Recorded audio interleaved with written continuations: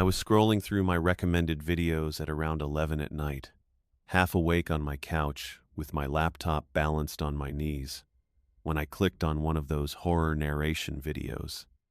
You know the kind. Some faceless channel with a slightly processed voice reading a creepypasta or an old forum post. The thumbnail was generic red text, a blurry house, the number 666 or something equally worn out. I wasn't really paying attention. I just needed something to fill the quiet of my apartment while I wound down before bed. The narration started the way they always do. Slow, measured. A story about someone experiencing something inexplicable. I wasn't even listening closely at first. My attention was fragmented. I was thinking about work, about whether I'd locked my front door, about how my kitchen light kept flickering and how I should probably call the landlord about it. The kind of ambient anxiety that sits at the back of your mind on ordinary nights. Then I noticed something in the video. It was a hallway. The narrator was describing a hallway in the story, and there was a visual, someone's phone footage or screen recording. I couldn't quite tell, showing the hallway from a first-person perspective. And the hallway looked familiar. Not just familiar in that vague way where all hallways look vaguely similar. Familiar the way your own space is familiar.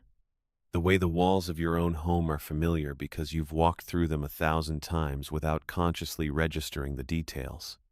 I paused the video. I looked at my own hallway. The one that stretches from my bedroom to my living room. The one with the slightly warped baseboard on the left side. The one where the paint is a specific shade of off-white that the previous tenant had chosen and I'd been too lazy to repaint it. The one where the overhead light casts a particular kind of shadow along the wall trim. The hallway on my screen matched it. Almost exactly. I sat up on the couch. I was more awake now. I rewound the video and watched the hallway segment again, really paying attention this time. The narration was talking about someone walking home. They were describing the feeling of dread, of something being off. The hallway was shown in the background of the footage for maybe 3 seconds. 3 seconds of a hallway that looked like mine. I looked back at my actual hallway. The door to my bedroom was slightly ajar, the way I'd left it. There was a cardboard box under the coat rack that I'd been meaning to throw out. My sneakers were positioned against the baseboard near the entrance. All of those things were in the video too. I played the video again. I watched more carefully. The camera angle, if you could call it that, seemed to be from someone standing right where my living room opens into the hallway. The perspective was looking down the hallway toward the bedroom. I could see my door, the one to my bedroom in the footage. It was open. Not just slightly ajar the way it was now. Open. Wide open. And I could see into my bedroom a little bit. I could make out the edge of my bookshelf and the corner of my bed, but I hadn't opened that door since earlier in the evening, and I'd left it the way it was now, slightly ajar. I stood up and walked over to the hallway and pulled the door fully open. I looked at my bedroom from the perspective of standing in the living room, trying to see if it matched the angle in the video. It was close. Very close. The lighting was different. The video had a dimmer quality, like it was late evening, but the spatial relationship was almost identical. The bookshelf position, the angle of the bed, even the small pile of clothes I'd left on the corner of my mattress was visible from that angle. I went back and checked the video 3 more times. I couldn't find any explanation for why the hallway looked so much like mine. And I couldn't explain why the door in the video was already open when mine was still closed. I tried to convince myself it was coincidence. Hallways are hallways. Apartments are apartments. Millions of them built to similar specifications. That's what I told myself. That's what I wanted to believe. But something about the specificity of it kept needling at me. It wasn't just the hallway. It was the hallway, plus the box, plus the shoes, plus the light fixture, plus the shape of the door frame, plus 100 other small details that, individually, could be coincidence, but together, felt like something else. I watched the rest of the video.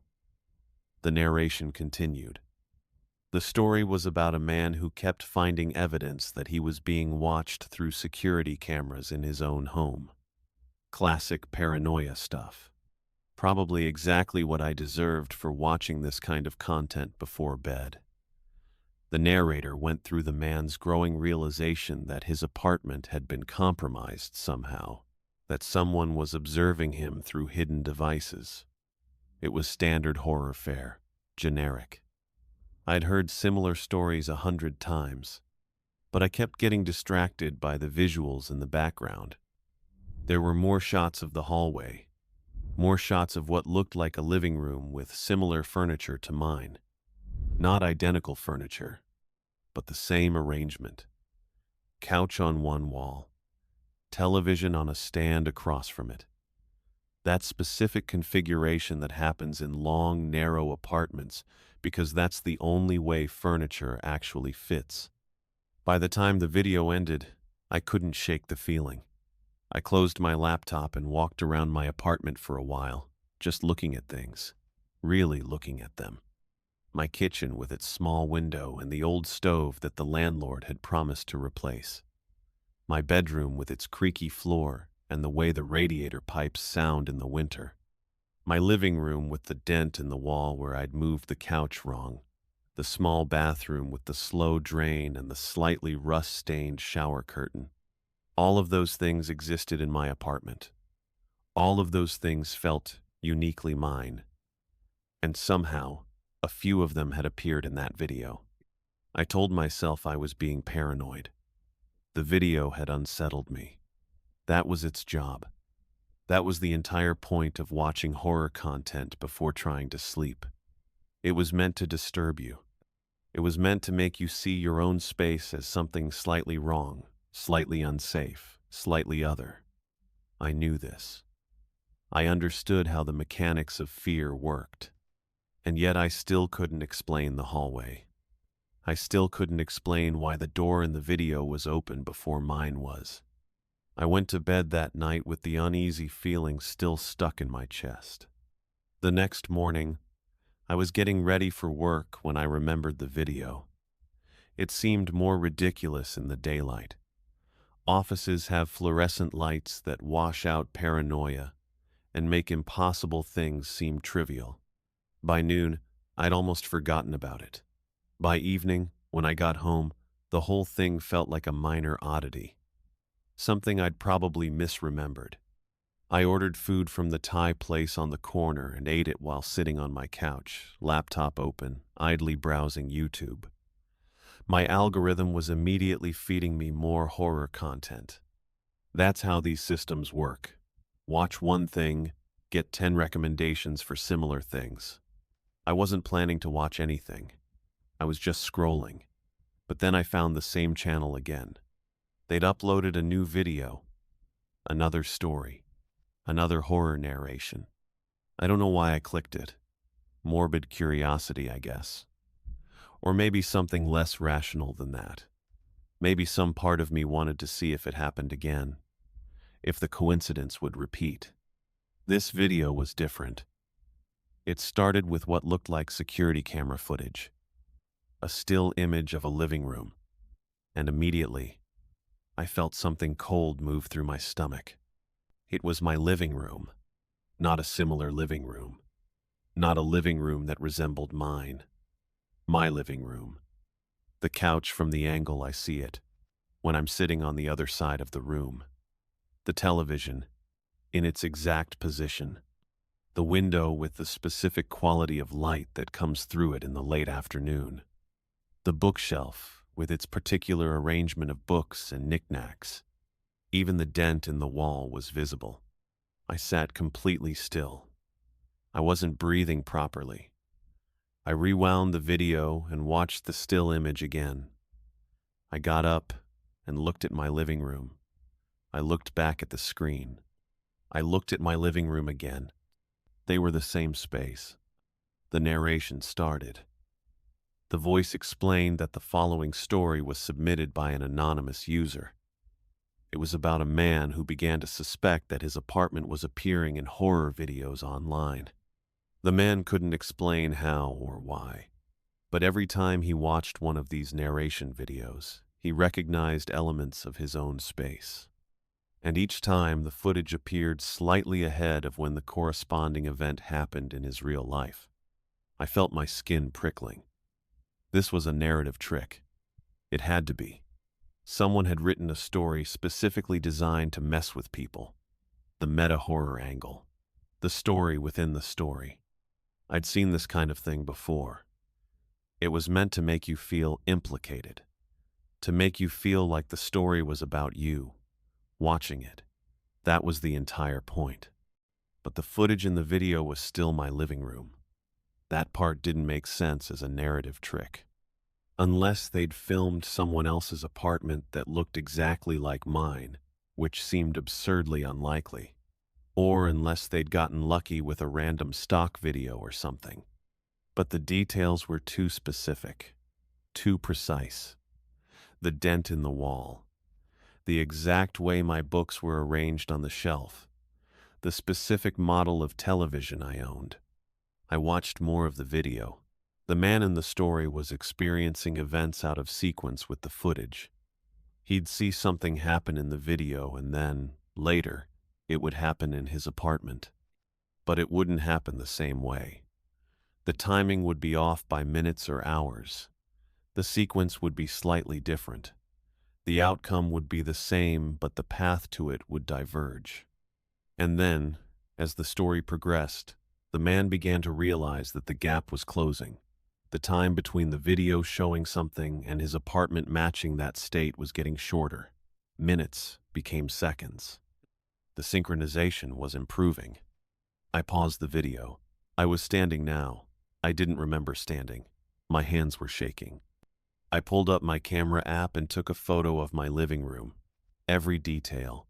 The couch, the television, the bookshelf, the window, the light coming through. I opened the video again and compared my photo to the still image in the narration. They weren't quite identical. The lighting was different. The angle was slightly different. My photo showed the room as it was at that moment.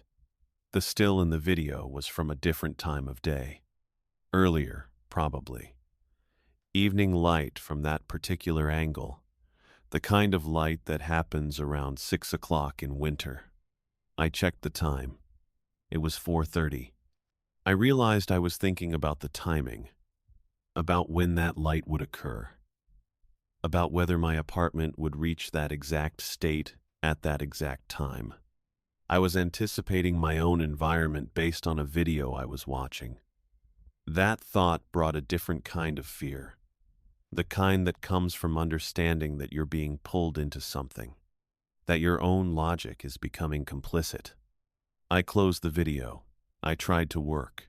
I sat at my desk and opened my laptop and tried to focus on my emails. It didn't work.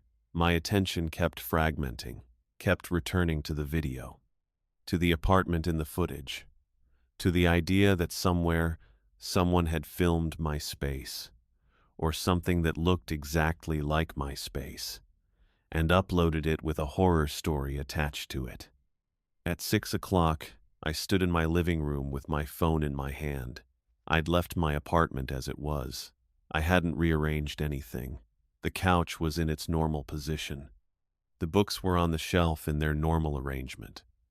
The dent in the wall was there. The television was on its stand. I took another photo of the room. The light was coming through the window at that particular angle now. The angle that matched the still image in the video. The two images were identical. I don't know how long I stood there looking at my phone, looking at the comparison, looking back at my actual living room. I felt something shifting inside me. Some fundamental understanding of how reality was organized. Some basic assumption about causality and sequence that was quietly breaking. If my apartment could appear in a video before the corresponding real-world state occurred, Then what did that mean? What was the mechanism? How could something like that happen? There was no explanation that made sense. It violated basic logic, basic temporality. And yet it had happened. I had evidence of it. I had the video and the photos and the memory of watching it unfold. I told myself there had to be a mistake. I'd misremembered the video. I'd misinterpreted the still image. My apartment wasn't actually in the footage. I was just seeing patterns that weren't there. Pareidolia, but for spaces instead of faces. I was looking for connection and finding it everywhere because I wanted to find it. But I knew that wasn't true. I knew what I'd seen. I watched the rest of the video that night. The man in the story continued to experience this temporal displacement. He would watch the videos and see his apartment in states that didn't yet exist. And then, over the course of hours, his apartment would move toward those states, not dramatically, not with any clear agency, just small shifts, a door left open, a light turned on. Objects moved slightly. Things rearranged in subtle ways that could be explained as accidents, forgetfulness, the normal entropy of living in a space. But the cumulative effect was that his apartment was being reorganized according to the sequence shown in the videos. His actual lived experience was following the template laid out in the footage. And the more this happened, the more the gap between prediction and reality collapsed. By the end of the video, the man had stopped trying to resist it. He'd stopped trying to explain it or prove it wasn't happening. He'd simply accepted that his apartment was going to be in a particular state at a particular time because a video had already shown him that state, and there was nothing he could do to change it. The video ended with him watching another horror narration. And in that video, he recognized his bedroom. And he sat and waited for evening to come, knowing that his bedroom would be arranged exactly as shown in the footage by the time the sun went down. I closed my laptop. I sat in the dark for a while. I didn't open the video again that night, but I thought about it. I thought about the mechanism. I thought about whether there was some explanation that would make sense of what I'd seen. Some rational way to account for the appearance of my apartment in a horror video. Some logical sequence of events that could explain the temporal displacement. I couldn't find one. And not being able to find one was worse than finding a bad explanation would have been. I watched both videos again the next day, and then I started looking for more. The same channel, different uploads, and I found them. Hours and hours of content, narrations of horror stories, all of them featuring locations that looked familiar. All of them showing spaces that were just slightly off from what I recognized. Just slightly wrong in ways that took careful attention to notice. But some of them were undeniably my apartment. I started tracking it. I'd watch a video and identify the specific visual elements that matched my space, and then I'd wait to see if my apartment would shift to match. Sometimes it would. Sometimes nothing would happen. Sometimes the video would show a configuration that was impossible in my actual apartment. The couch on the wrong wall, the bedroom door where it couldn't physically be. Those videos didn't cause the kind of dread that the others did. Those videos just confused me. But the ones where the spatial arrangement was plausible, the ones where my apartment could theoretically exist in the state shown in the video, those ones were different. Those ones were followed, within hours, by my apartment actually reaching that state. Not through any action I took, but through a series of small occurrences that cumulatively rearranged my space into the template shown in the footage. The door I'd left open because I thought I'd opened it. The light I'd forgotten I'd turned on. The shoes I'd moved without fully registering the action. The objects that seemed to shift positions when I wasn't paying attention. All of it conspiring toward a particular configuration, a particular state, a particular arrangement of my physical space that matched what I'd seen in a video hours earlier. I stopped trying to explain it to myself. That was the first thing I gave up, the need for explanation. Because the more I tried to rationalize what was happening, the more I felt my mind starting to slip.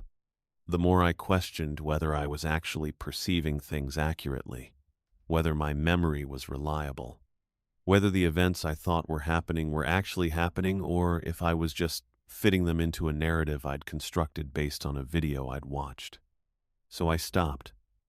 I accepted that I didn't understand what was occurring, and I accepted that it was occurring regardless. I started watching the videos differently after that, not with the panic I'd felt at first, but with a kind of grim anticipation. I'd find one that showed my apartment, and I'd study it carefully. I'd look at the position of every object, the state of every light, the configuration of every space, and then I'd wait. I'd move through my apartment, and I'd notice the small ways it was shifting, the way my own actions were steering it toward the template I'd seen in the video, or the way things were moving without my conscious participation. The door to my bedroom began staying open more often.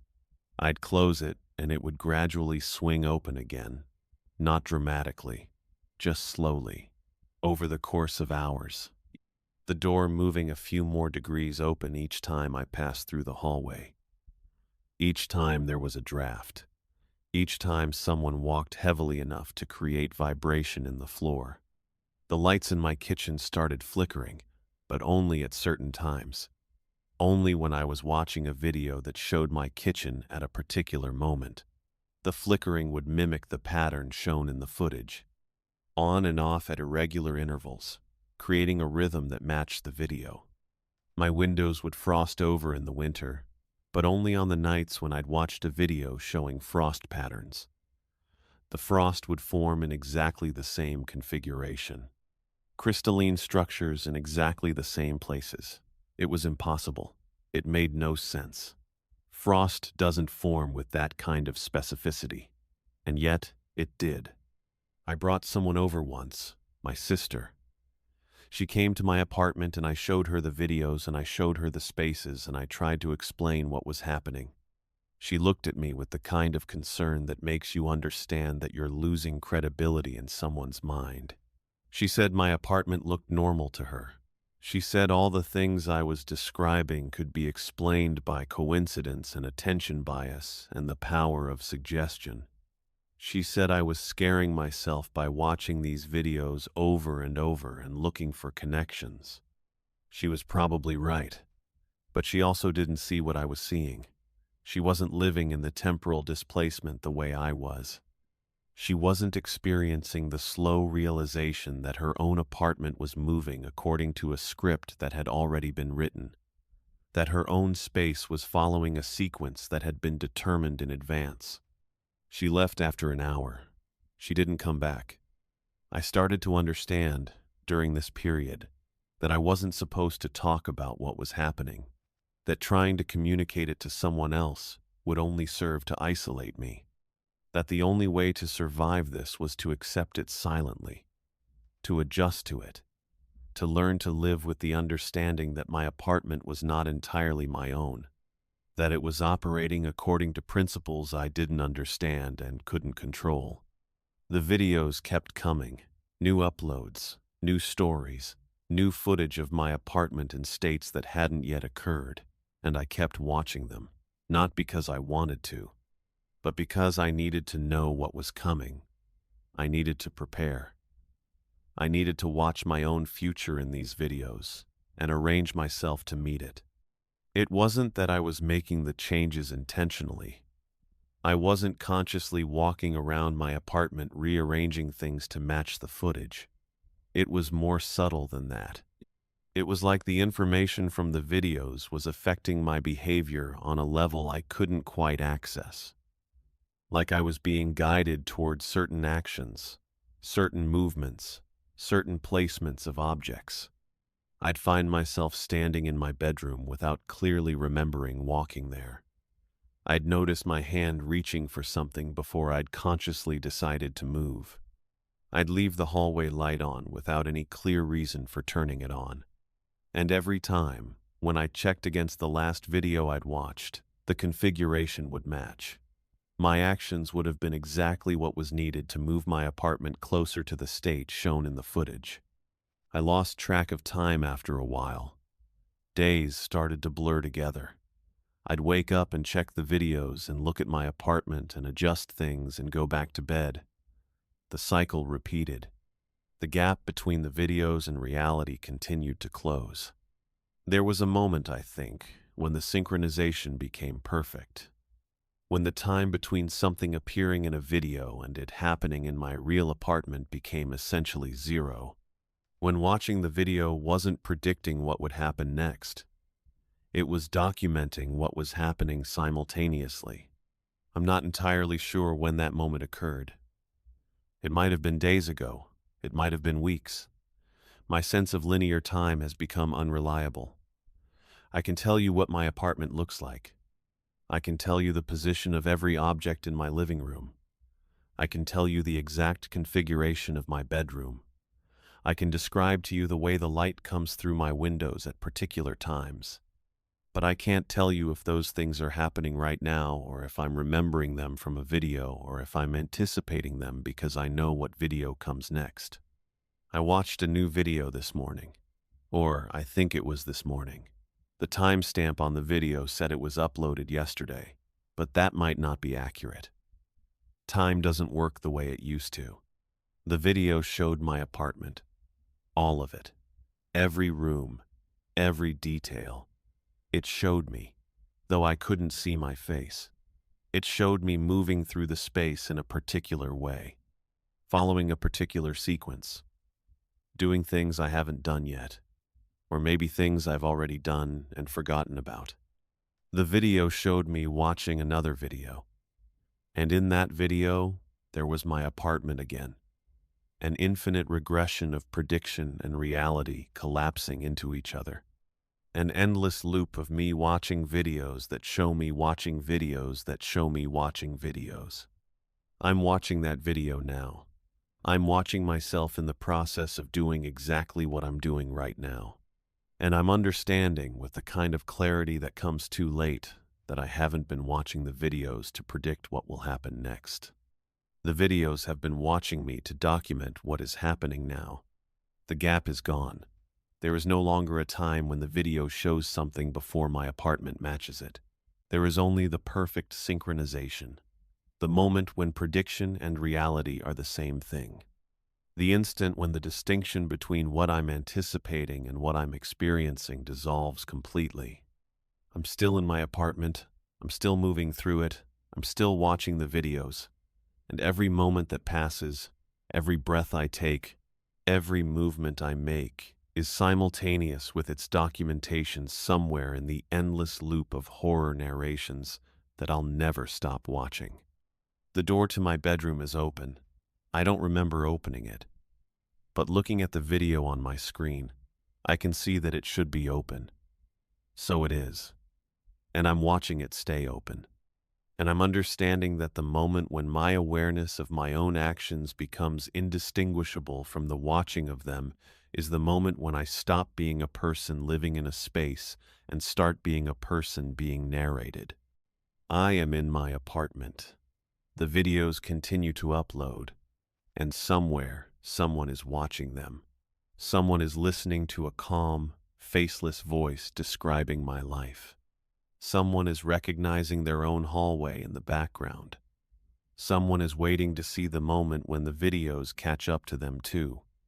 When their own walls start appearing in the footage, when their own space starts moving according to scripts they haven't written. That moment is coming for them, the way it came for me, the way it comes for everyone who watches long enough. And I'm still waiting to see which video will show what happens next.